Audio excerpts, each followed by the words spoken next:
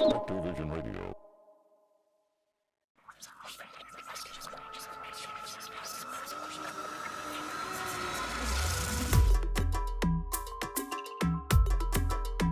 Welcome to Caribbean Mystics Podcast, where we marry mysticism, superstition, and lore. I'm your host, Paulina. And I'm your host, Gabrielle, and we are your resident Caribbean Mystics. Join us today as we explore the depths of real supernatural stories told by real people located right in our very own backyard.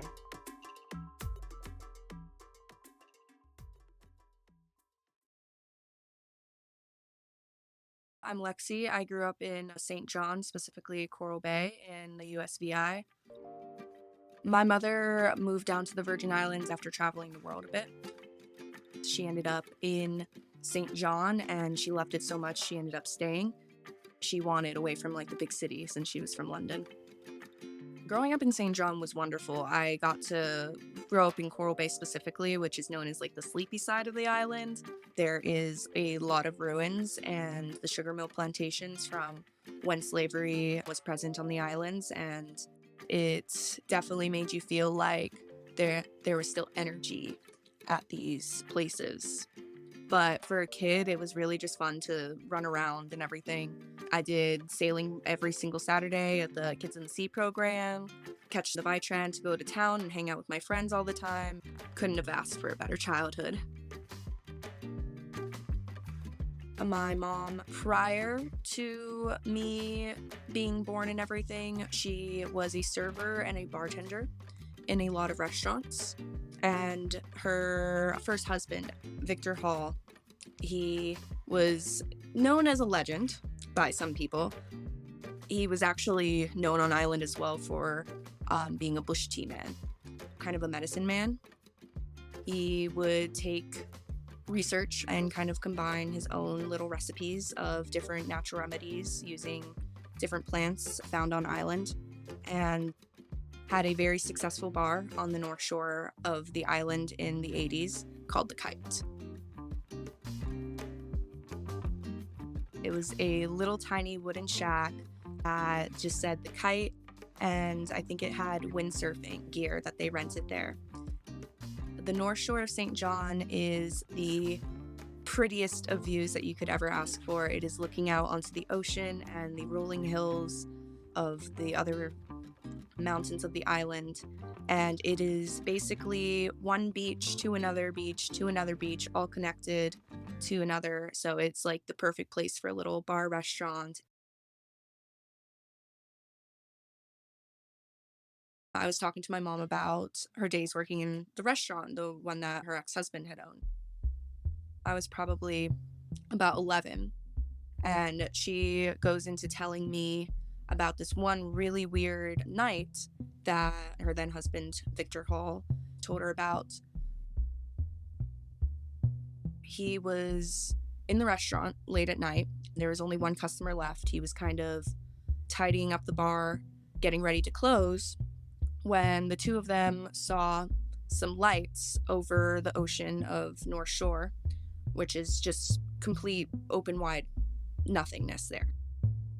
It was not a boat, it was not a plane, it was hovering kind of right above the water, and it was slowly moving and kind of making a little bit of sporadic movements. Being that that's, especially in the 80s, that was such a dark nothingness abyss, it really caught their attention. He decided to jump in the car, and him and that customer ended up following it down the road that's parallel with the ocean, which is North Shore Road. They see it slowly moving around, and when they jump in the car, they follow it over from Peter Bay to Conneaut Bay, which is probably maybe a mile and a half away.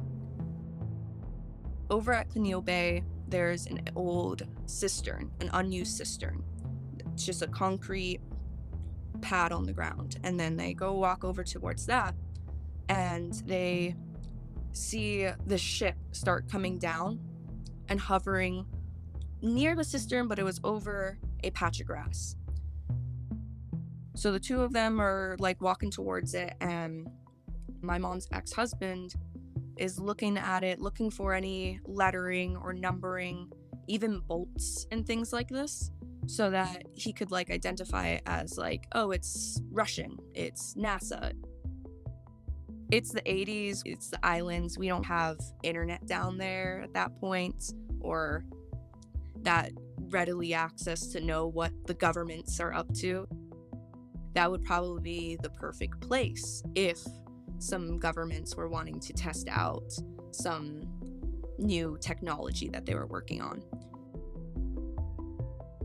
So he's looking for like the rivets and all of that. He cannot find anything besides curtains that are lining the entire inside of the windows that are stitched. It looks like human made because of the stitching.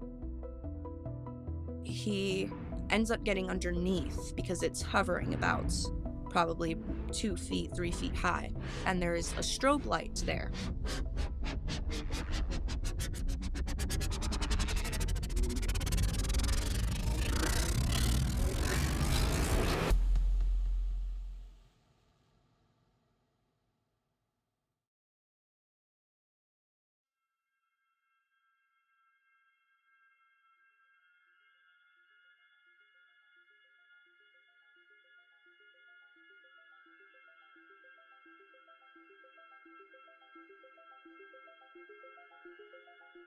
At that point, he remembers nothing.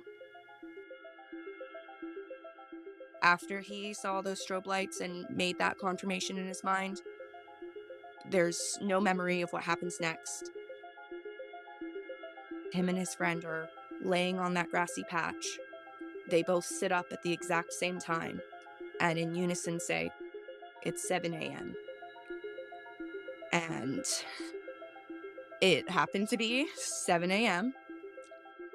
There was a burned outline around them, like a little burned crop circle kind of thing from the heat of it.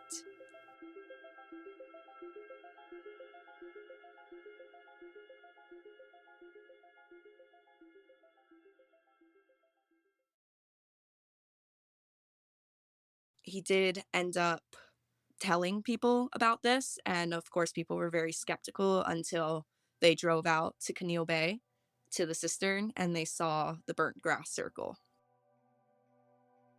He ended up passing away in 2011, and I remember all the people that showed out for his funeral and all the messages on Facebook talking about how respected and well loved he was on island, and just how much he cared about the people that were in his life.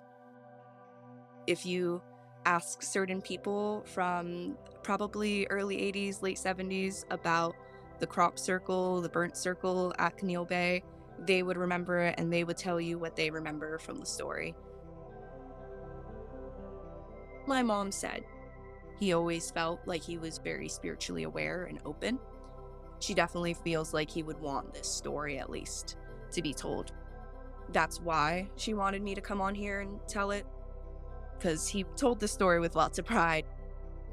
He was very, very interesting man from what she said. It was just such a island-wide tale at that point.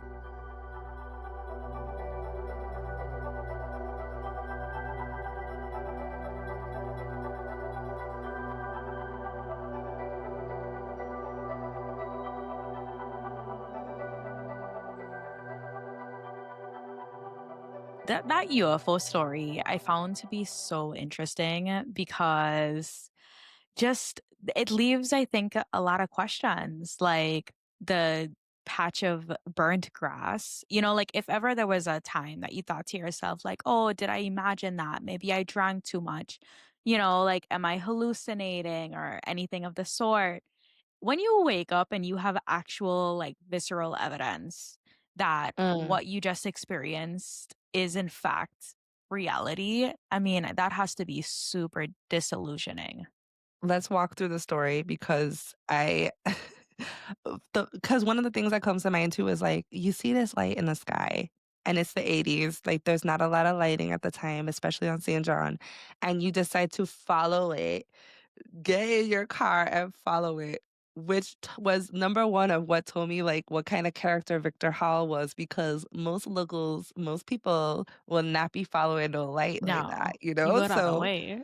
Victor Hall is like, let we go. He grabbed his friend and head down to Caneel Bay, which maybe you could elaborate a little bit more about Caneel Bay to our listeners. Yeah, so Caneel Bay is the the term Caneel, I'm pretty sure is Danish, and it means cinnamon.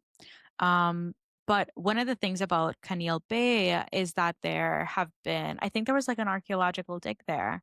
And so they Mm. found that indigenous people, specifically the Taino, had a village of sort or a community of sort in that area.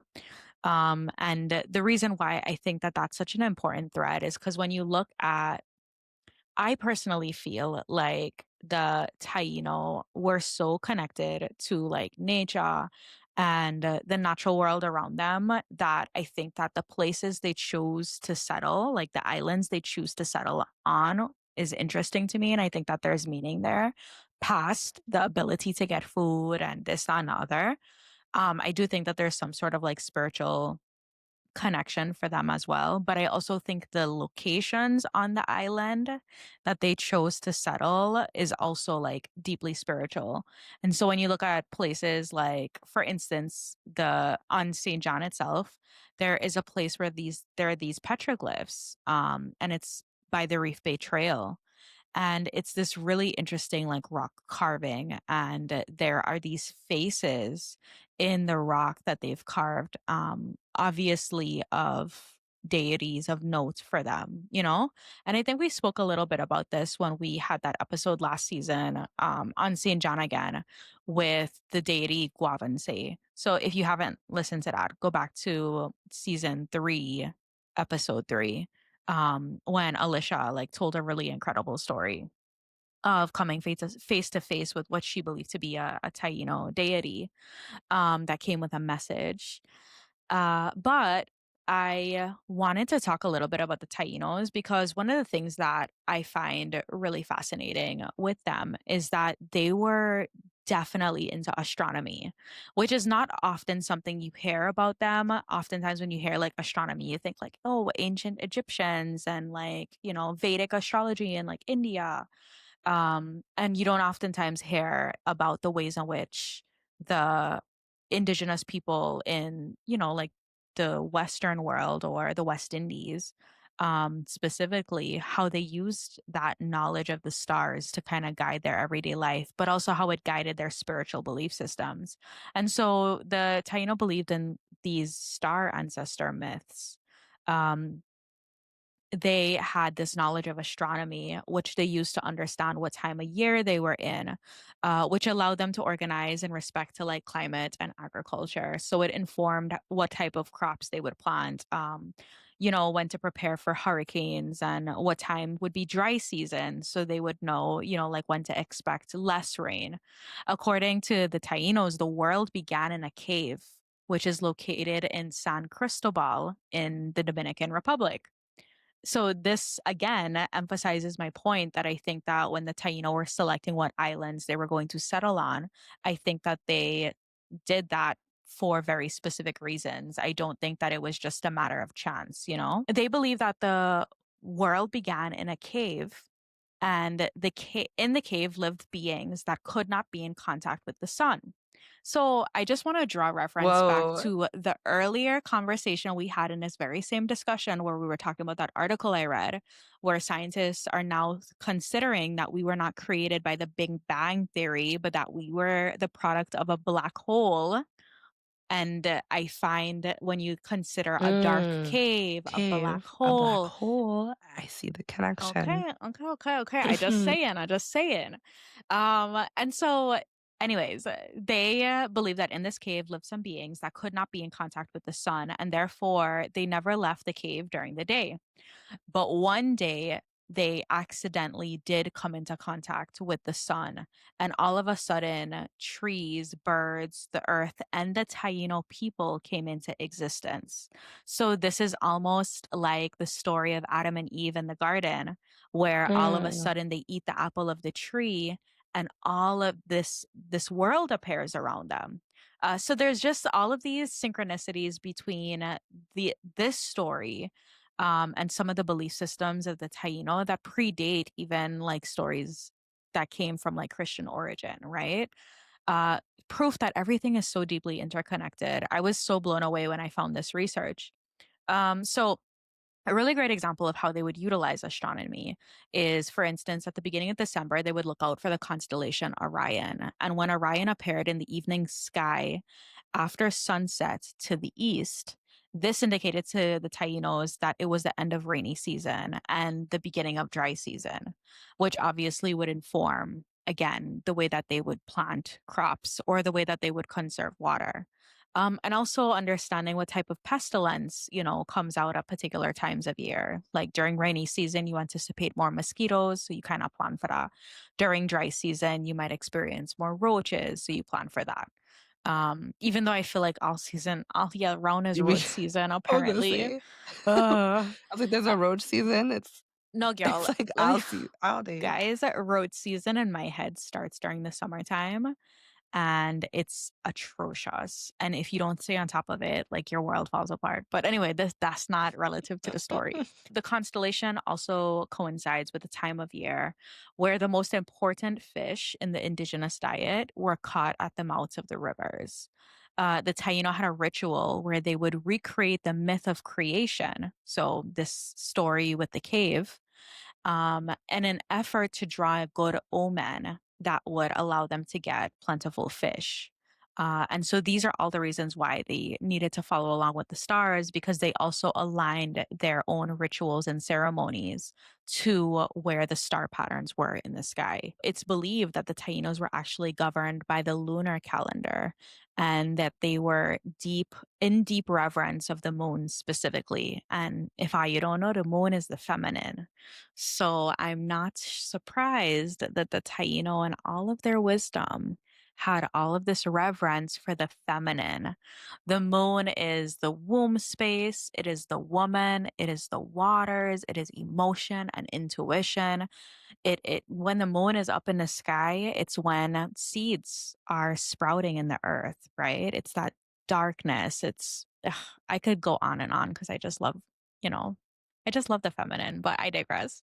So when Christopher Columbus came to the West Indies, he had already known of the Tainos because, he came back and forth in different voyages. So when he came in contact with the indigenous people, they didn't want to help him, but because he had this forward understanding that the Taino were deeply in reverence to the moon, he told them that on February 29th, 1504, there would be a lunar eclipse. And he warned the Indians, or I don't like to call them that because I feel like that's such a Western, Mhm. you know, but the indigenous people, he told them that if they did not help him, God would send them a sign that night. And so when they saw the lunar eclipse, they thought that that was a harbinger of his prophecy of sorts. And so all it did was make them feel more indebted to him. And so I say all Mm. of this to say that I think that the location that these events happen at are very special. And I think that when the Taino talk about like their deities I don't think that they're made up. Like I think that they might be entities that they had been in contact with or that they had for whatever reason, had all of these storytellings and these wisdom pieces that they had stood to the test of time with. And so when you look at a place like Canil Bay, where there were these like indigenous communities and stuff, and then this UFO of sorts kind of hovering over Canil Bay. And I just think that the location part of this feels very relevant to the story. Definitely. And I think I'm just speaking for the majority of the public, but I feel like the majority of the public can all agree as a species that has historical amnesia, just looking at the evidence that our ancestors have left behind on the walls and caves and Mhm. pictures, it's obvious that some shit went down, some major shit. And the common theme amongst all of these cultures that were thousands of miles apart and never communicated with each other is that these deities came from the skies, and a lot of astrology and a lot of communication with these otherworldly gods. So I feel like there's something to it with these locations, like you're saying as well, because a lot of them are in these sacred locations that they inhabited, where they Yeah. met these deities or experienced something with them. Um, I do want to interject a little off topic because we actually got a comment on our Spotify from our episode Go to Nature, which was on last season that we did about our friend Alicia that had experienced um, a Taino being or spirit that she saw. So somebody left a comment for us, and I just want to read it because it kind of relates to what we're talking about. And she says, as a Taino person, please know that one, semi are ancestral spirits, not gods or goddesses. We don't have gods in our practice. Two, Guamanse and Huracan, who means breath, are two different things. I don't feel like we got that mixed up though. I feel like we did Um, separate that part. I'd have to go back and listen to that discussion. Yeah. I'm also appreciative that they came and they expressed this information because I can't tell you how difficult it is, I think, to weed through a lot of this. hmm Definitely doing the research. It can be, as anybody knows, fact checking. There's so much information or lack of information out there to sift through. But to Absolutely. continue on our conversation, yes, they end up at Canal Bay. And then can we just talk about how he describes this ship? Because I'm like, he's seeing like the bolts and the nooks and crannies, and he's getting closer, and then he sees what he thinks are like strobe lights, which now it's like, mm, LED lights. So he thinks it's like something that the government's up to. Hmm. And he gets close enough to where he sees curtains in the windows of the ship. And he sees like that they're stitched, something that's like a human, something that looks human made, not very Hmm. unearthly. Like, wouldn't their technology be a little more advanced? And this actually reminds me of a story that my sister told me once, quick short story about her ex-boyfriend. His father was a pilot and he was flying in the sky one day and he looks over and he notices a UFO, like a roundest something not of this modern era. And this was back in the late 90s, early 2000s, Y2K era. And he's like, what the fuck is this thing like flying right next to me? And he looks over and he sees like a window. He sees that there's somebody flying this UFO. And he makes eye contact and it's a person with a helmet with the US flag on it.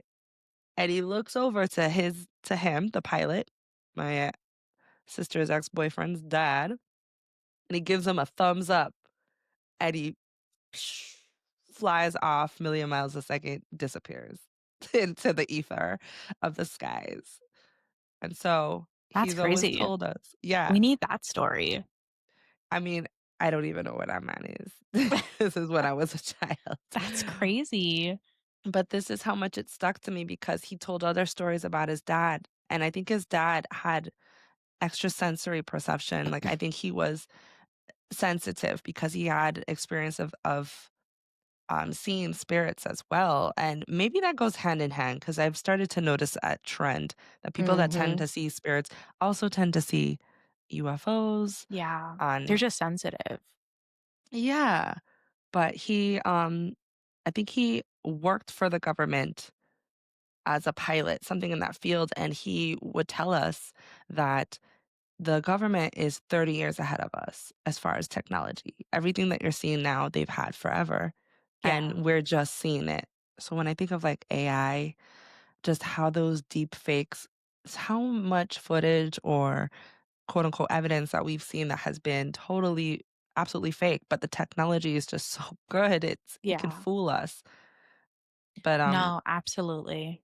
yeah, That's why to the go back to government our gets away with story. so much because it's just They're like they're ahead of, I mean, and they have all the resources in the world, right?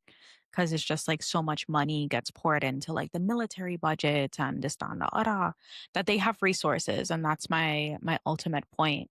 Um, and I think about that, like, you know, we don't have universal health care, we don't have paid higher education.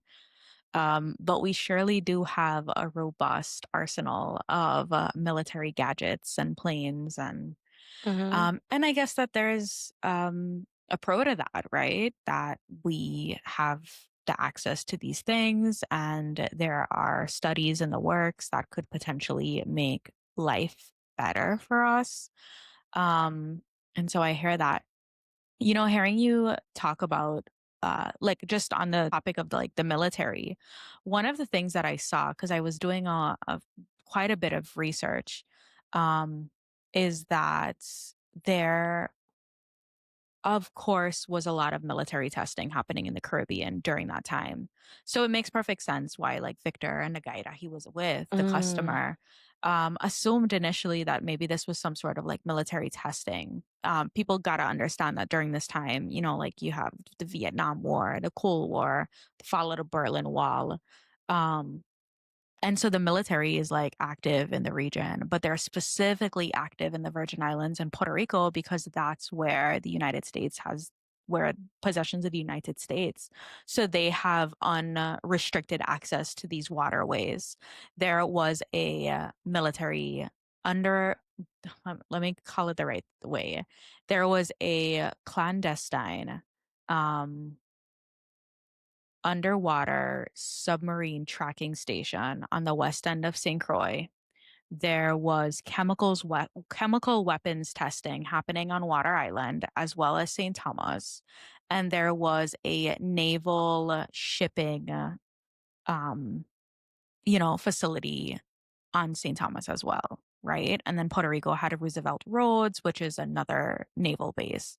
And then Vieques had all of this weapons testing. And, the people of Vieques have gone through a lot with the military. But I say that to say that the military was very present in the area. They were testing bombs, they were testing chemical weapons, they were testing sonar and how sonar affected the animals and the people in the area. They were doing a lot. And so there could be speculation to say that perhaps this device was something that was connected to the military. Mm. And for anyone who listened to, we had a UFO episode last season that happened in Trinidad. For anybody who listened to that episode, you know that we went into the topic around like Project Blue Book, which was a US Air Force program that investigated UFO sightings. And last year, there was all of this disclosure that happened with Mr. Elizondo in front of Congress, a full congressional hearing where so much disclosure happened, and that scenario that you talked about with like the nuclear warheads being shut off and the operators not being able to get them on, and these frequent sightings of UFOs around nuclear bases or nuclear facilities, like all of that was revealed in a congressional hearing to government officials. But one of the things that I found as I was sifting through this research is I was specifically interested in those burns that Victor had described. They woke up the next morning and they saw a perfect ring of grass had been burned, almost like radiation burns. And it matched a situation that happened in Costa Rica in 1971 with a UFO landing that left a burnt ring of grass. And when scientists came and tested the soil, they found that it had been positive with cesium 137. Cesium What's that? 137 is a radioactive isotope with a half life of about 30 years. Now, get this, it is a byproduct of nuclear fission, commonly found in nuclear reactor waste and fallout from nuclear weapons testing.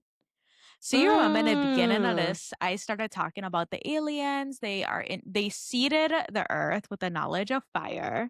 And, mankind was able to start fires, and fire shifted humanity because people, could cook food and create weapons and, whatever, whatever. And then I said, then the aliens came back and they seeded the knowledge of nuclear power in the early 1900s. And we misused nuclear power to create weaponry that could essentially destroy the entire planet. And so I found it to be so interesting in that Costa Rica case that they found this cesium 137 because it is connected to nuclear fallout and nuclear waste and what they know to be nuclear weapons testing. And so I just found that to be so interesting to me that there got a lot of connections happening. And I just think that that theory around why they're so interested in being around the nuclear bases and why specifically nuclear energy seems to be deeply connected to like UFOs and aliens. I genuinely think that this is a technology that was brought here to us for us. And even Mm. if it wasn't the physical technology, but it was the knowledge of how to use what we already have on the earth to create it, I think this is something that the aliens brought. LOL. I swear I'm not in psychosis. I'm so sorry. I feel like I have to keep telling people that because I be It's hearing okay. myself and I'm just like, oh wow, this is like actually insane. And how These are I know, theories, yeah, that like I you've feel, connected and put together yeah. on research.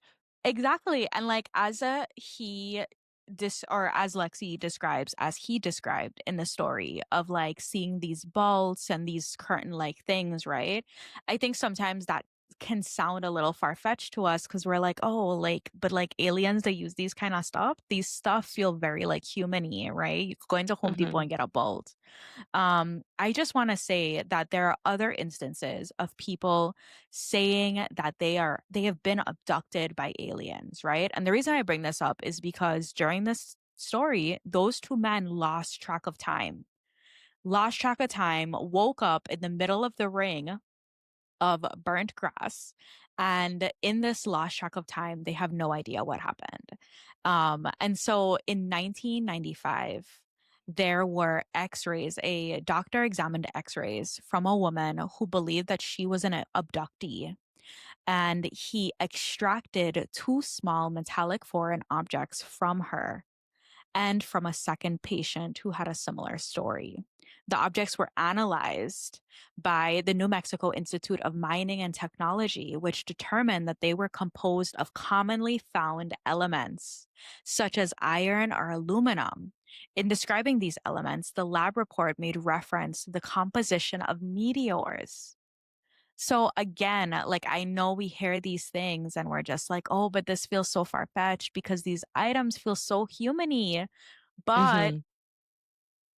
like, Maybe Earth is a resource for them yeah, too, because we yes, have not found it, at least in our near galaxies that we can observe, a yes, planet quite like ours that has such an abundance, first of all, access and abundance of just materials and chemicals and compounds. So who knows? absolutely. And sometimes I don't think that we completely understand that there are new things being made regularly, right? So I just told that story about the objects, these foreign objects found in this lady, right? Made of aluminum and iron or whatever. Ugh, how They creepy would found, that be to pull that out of yo, your body? they Oy. found the traces of these items to have come from what you would find on meteors. I don't Mm, know if you've been keeping up with social media, but like back in 2020, people were like really obsessed with like moldavite, right? Which is a yes. crystal that's said to have I these used to use that crazy too. powers. But the Mhm. story of moldavite, the origin story of moldavite, it's not naturally occurring on the earth. It is a crystal that was formed when a meteor hit the earth, and the collision between the meteor and earth created this crystal, which is why they can no longer mine moldavite because they've Mhm. essentially outmined it. And I think it's at just, like, one source, if I remember correctly, like, in Argentina, like, this just giant area that had it I or don't that they were know. mining from. I don't know if This it is was Argentina. I think it was like by Turkey. old memories, so I'm gonna have to double research that. Yeah, and we've had multiple meteor impacts. So there's not to it's not to say that Moldavite could only be created, like but I say all of that to say, right, that there is just so much here that you just can't definitively write these people off. So while you were talking about that, I started thinking about the lights that he was seeing. He goes underneath the UFO, sees this flashing light, and next thing you know, they wake up, they sit up, look at each other and say, it's 7 a.m., which is such a weird thing to say, right? Yeah. So it got me thinking, is there a way that lights can make you forget? And lo and behold, I found a study that these scientists did. They explored how episodic memories are stored and retrieved in the brain, particularly in relation to PTSD.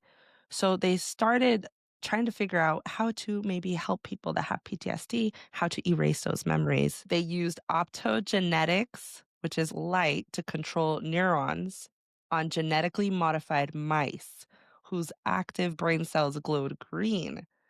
And mice were given fearful memories by receiving light shocks in a specific cage.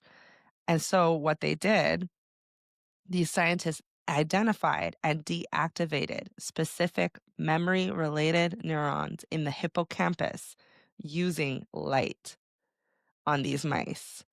So when these neurons were turned off, the mice no longer remembered to be afraid of the shock cage, and they turned off unrelated neurons, and the turning off of unrelated neurons had no effect, confirming precise memory targeting. So this shows real potential for the future of memory loss treatment using light. And I just thought that was insane. And remember what I just said a few minutes ago about how the government's 30 years ahead of us? Yeah. I think that, well, my questioning here would be is I feel like him and his customer had the exact same experience, you know? Mhm. Like, so I think that that is really that's one of the things that I like about stories like this is it's not just like one person, Got an recollecting this. accountability partner there with you. Yeah. You have someone there like, yeah, we could agree. And, there's this instance that happened in 1994 at the Ariel School. Um, in 1994, over 60 Zimbabwean children at the Ariel School witnessed a silver craft land near their playground with telepathic warnings about Earth's environment. A Harvard Mm, psychiatrist, Dr. John Mack, noted their drawings eerily matched the 1948 Mantell UFO incident despite zero exposure to Western media. So they were literally having a collective hallucination, quote mm. unquote, about an experience that they had seen but got telepathic information through, but that also matched a prior event. What This were they coll drawing? I'm curious. So, okay, I have it right here. So, this collective hallucination theory falters when compared to the 1997 Ochos Rios Jamaica sighting, where children reported a triangular craft teaching them advanced math signals telepathically. So, there's this Oh, telepathic like element coming tutor? back. Yeah, it's like coming back into Telepathic play tutor. and they're learning all of this advanced math. One student even sketched the Pythagorean theorem variants they'd That's never wild. learned. Why do these encounters target children? Was one of the questions. And some researchers suggest young minds are more receptive to Mm, telepathic communication, while others mhm, propose a deliberate effort to seed knowledge in future generations. mm. Taking We've me covered that. back. We've covered Hmm. that topic about children too. Uh-huh, uh-huh. It takes us back. They come and they seed information into the collective. So either way, the consistency of these accounts across cultures from Zimbabwe to Jamaica hints a phenomenon far beyond mass hysteria. in terms of your question around the telepathic warnings about Earth's environment and the drawings that the kids were drawing, I don't have access to those, but I actually should look those up because, and I'll put it on social media for the people. But I'll look that up and I will include it in the show notes as well. I'm assuming they're drawing the message that was delivered. So, I mean, assuming or the crafts I think because they you were said they drawing the had crafts. yeah, because you said they had no experience with Western culture, so they Yeah, wouldn't have gotten it from a movie or anything like that. That's exactly. really interesting. I love how these stories that we receive start awakening other stories that we find and research because Yeah. um, I think there's just such an abundance of evidence and research of sightings and accounts that it gets lost in the fray of the internet.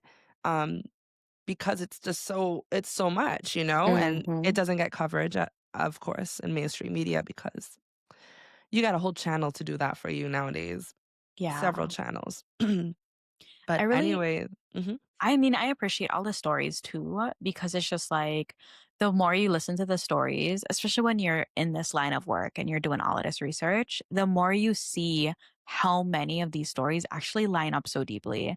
It's the uh-huh, same thing with our ghost stories, right? Like, we have these instances where things start slowly going wrong yes. and somebody brings something to the house that should have not been there. Somebody just moved into the house. They didn't clear the house. They didn't do Or no kind of played with energy the Ouija healing. board or Played with it yeah. correct. And then it's just like over time, things are escalating. The electric situation starts to have problems. Mhm, And it's a similar story. And I think that part of the reason why that's so powerful is because I find it to be very validating, especially since these instances often are so taboo for people and people are often afraid. So, one of the things that the pilots who were having these experiences in the military of UFO sightings and encounters and this and that, they reported withholding that information from the military for such a long time because they were fearful that they would lose their jobs and they would be sent in for psychological testing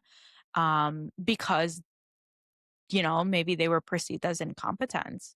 And this is why this information also took so long for it to be disclosed to the yeah, public. Is what would that mean, for people to consider that maybe we're not alone? mhm. I think majority people are starting to accept, like, yeah, we're probably not. Yeah. I Well mean, you'd have to. At this well, point, that you're just being ignorant if you're like, oh no, impossible, like at this point, you're just choosing ignorance. And that's okay. Maybe that's your life story and that's your journey. yeah. So, I mean, that brings us towards the end of his story. You know, Yeah. they woke up, it's 7 a.m., they both stayed together. As we That say was in the Caribbean, convenient. wheel bend story. And Uh, and I guess, we asked Lexi before we posted this, and we're like, "Do you think, Victor would be okay with us sharing this story? We could be anonymous." And she talked to her mom, and she's like, "Victor would tell this story heavily to people." And of course, they were all skeptic until they drove out to Caneel Bay and saw the burnt grass circle themselves. But all in all, Victor was a storyteller and he shared this story to many people and ended up passing away in 2011 um, and left a legacy behind of his story, his bush medicine. I think he might have a book out there. I gotta look. His music. And of course, just the characters and community that we have here in the VA.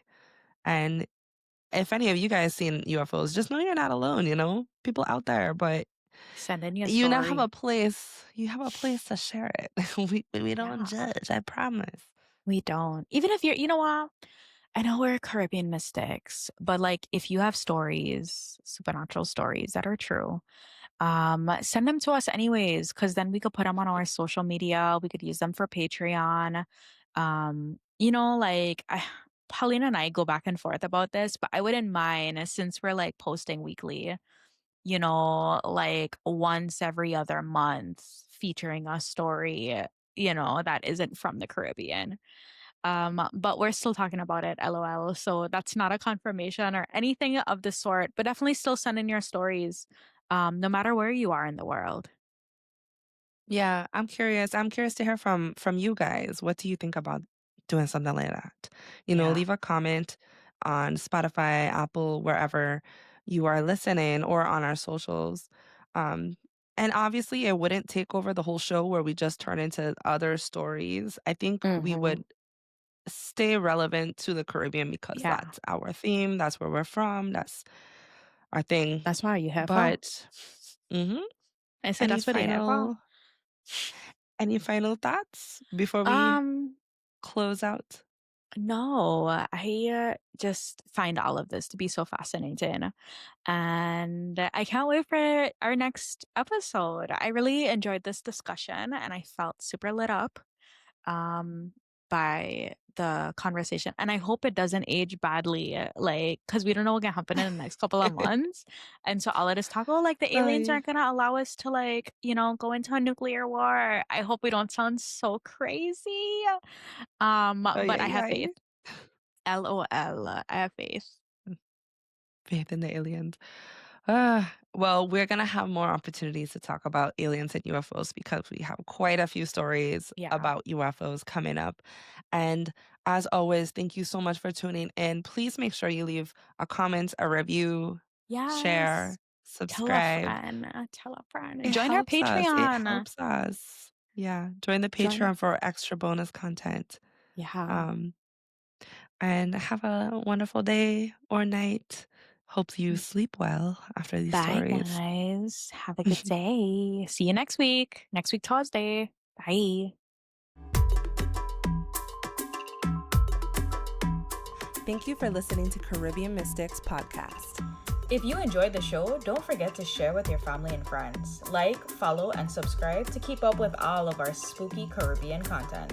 Do you have a story you'd like to share that took place in the Caribbean? Email us at caribbeanmysticspodcast@gmail.com. That's caribbeanmysticspodcast@gmail.com. Or check the show notes for more info. Caribbean Mystics is created and hosted by Paulina Creaky and Gabrielle Carrard. Theme song is Folktale Juve Rhythm by Umi Marcano.